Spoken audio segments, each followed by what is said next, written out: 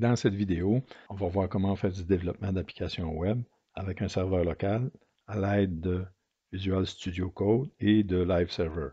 Un peu plus tard aussi, on va le voir avec Nginx.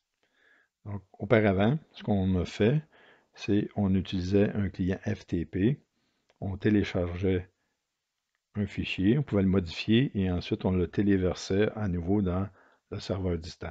C'est bon pour les petites modifications, mais si on a apporté beaucoup de modifications, le fait de télécharger, téléverser, on perd du temps, tandis qu'avec un environnement de développement local, donc on n'a pas à télécharger, téléverser, on voit les résultats immédiatement. Donc si j'ouvre VS Code, je vais aller dans les extensions, et ici je vais rechercher Live Server. Donc Live Server, si on clique dessus, on va pouvoir l'installer. Ici, il est déjà installé.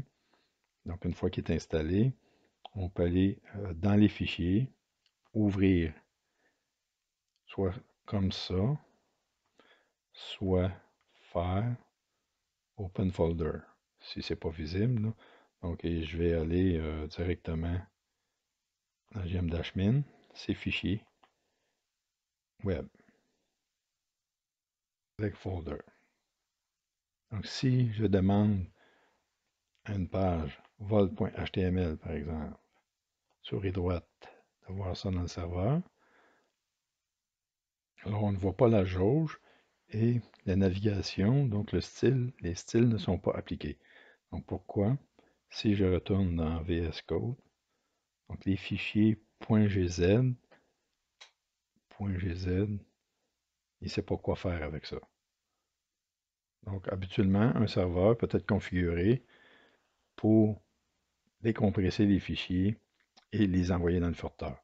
Pour nous aider, au début, on va simplement les décompresser et les mettre décompressés dans le système de fichiers. Alors, il faut aller dans les fichiers. On sélectionne type pour avoir un type ensemble. On va tout simplement les sélectionner. Shift. Souris droite. On va extraire ici. Les fichiers maintenant qui sont décompressés. Donc, on a ici Chart Bundle, Jauge, et puis Bootstrap. Ici. Ceux-là, on n'a plus de besoin, on peut les éliminer. Delete. On aurait pu les conserver aussi.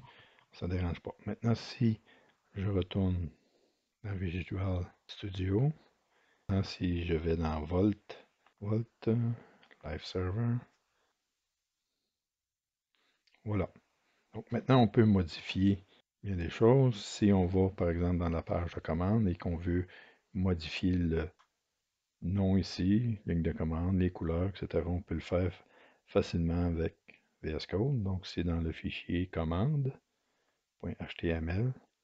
Donc, on avait réseau, on a ici la navigation, on a les couleurs qu'on peut changer. Donc, la couleur de fond, par exemple, si je viens ici, je vais la choisir rouge.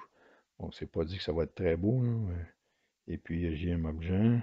Donc, ici, on peut changer, bien sûr. JM-min,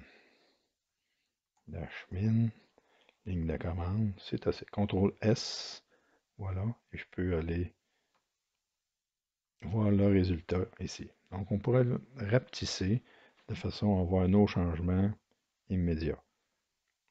Donc, si je retourne un peu ici, donc je vais changer la couleur. Ça aussi, je peux rapetisser de façon à ce qu'on ait les deux à la fois. On peut voir immédiatement ce qu'on fait. Donc, je change la couleur de background pour dessus.